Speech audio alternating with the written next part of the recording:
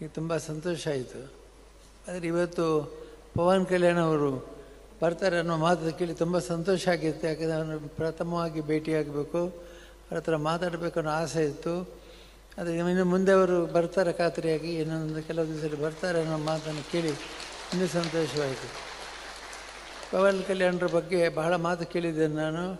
21 ಸೀಟುಗಳನ್ನು ಪ್ರಥಮ ಬಾರಿ ಪೂರ್ತಿ ಎಲ್ಲಿ ಕಂಟೆಸ್ಟ್ ಎಲ್ಲ ಕಡೆ ಗೆದ್ದು ಅವರು ಇದು ಮಾಡಿದ್ದಾರೆ, ಸಾಧನೆ ಮಾಡಿದ್ದಾರೆ.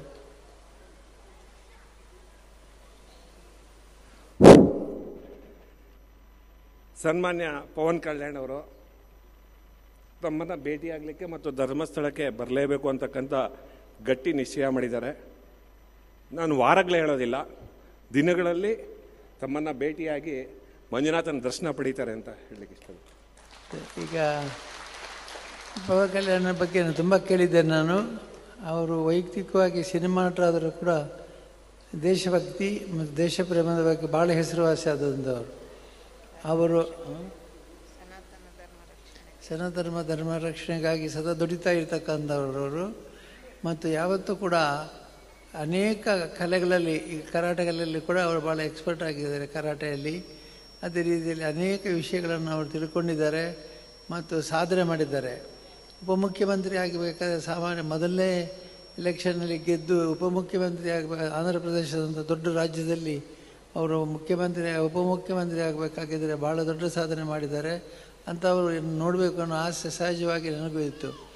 ಅವರು ಕೆಲವು ದಿವಸಗಳಲ್ಲಿ ಬರ್ತಾರೆ ಅನ್ನುವಂಥ ಮಾತು ಕೇಳಿ ತುಂಬ ಸಂತೋಷ ಆಯಿತು.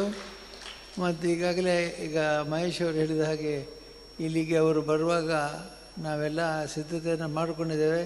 ಇವತ್ತು ಕೂಡ ಅವರು ಬರುವುದಾಗಿದ್ದರೆ ಎಲ್ಲ ಅವ್ರನ್ನ ಸ್ವಾಗತ ಮಾಡಲಿಕ್ಕೆಲ್ಲ ತಯಾರಿ ಮಾಡಿಕೊಂಡಿದೆ. ಮಹೇಶ್ ಅವರದ್ದು ಎಷ್ಟು ಹೇಳೋದು, ಅವರಿಗೆ ತಿಳಿಸಿ ಇಲ್ಲಿಗೆ ಬಂದು ಹೋಗಲಿ, ಕ್ಷೇತ್ರಕ್ಕೆ ಬರ್ತೇನೆ ಮಾತು ಬಿಡ ಮಂಜುನಾಥ ಅಂತ ಒಂದು ಮಾತಿದೆ. ಧರ್ಮಸ್ಥಳಕ್ಕೆ ಬರ್ತೇನೆ ಅಂತ ಹೇಳಿದ ಮೇಲೆ ಅವ್ರು ಬರಲೇಬೇಕು. ಹಾಗಾಗಿ ಬರಲಿ, ಅವರು ಬಂದು ಹೋಗಲಿ, ಸ್ವಾಮಿ ದರ್ಶನ ಮಾಡಿ ಇನ್ನೂ ಶಕ್ತಿ ತೆಗೆದುಕೊಂಡು ಹೋಗಲಿ ಅಂತೇಳಿ ನಾನು ಬಯಸಿ ಅವರಿಗೆ ಕೂಡ ಆಶೀರ್ವಾದ ಮಾಡ್ತೇನೆ. ನಿಮ್ಮೆಲ್ಲರ ಮೂಲಕ ಅವರಿಗೆ ಆಶೀರ್ವಾದ ಮಾಡ್ತೇನೆ.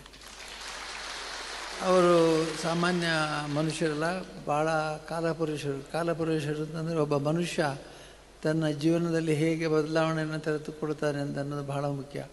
ನಮ್ಮ ಈ ಹಿಂದೆ ಆಂಧ್ರ ಪ್ರದೇಶದಲ್ಲಿ ಎನ್ ಟಿ ರಾಮರಾಯರು ಹೇಗೆ ಪ್ರಸಿದ್ಧರಾದರೂ ಅದಕ್ಕಿಂತಲೂ ಹೆಚ್ಚು ಪ್ರಸಿದ್ಧರಾಗ್ತಾರೆ ಇವರು ಖಂಡಿತ. ಯಾಕೆಂದರೆ ಅವರು ಎನ್ ಟಿ ರಾಮರಾಯರು ಅಂತಂದರೆ ಆಗ ಸಿನಿಮಾ ನಟರಾಗಿ ಮತ್ತು ಅವರು ರಾಜಕೀಯಕ್ಕಿಳಿದು ಬಹಳ ಪ್ರಸಿದ್ಧರಾದರು. ನಾವೆಲ್ಲ ಬೆಂಗಳೂರಿನಲ್ಲಿದ್ದಾಗ ಅವರ ಸಿನಿಮಾಗಳೆಲ್ಲ 300 ದಿವಸ 400 ದಿವಸ ಓಡ್ತಾ ಇತ್ತು. ಯಾಕೆಂದರೆ ಅಷ್ಟು ಪ್ರಸಿದ್ಧರವರು.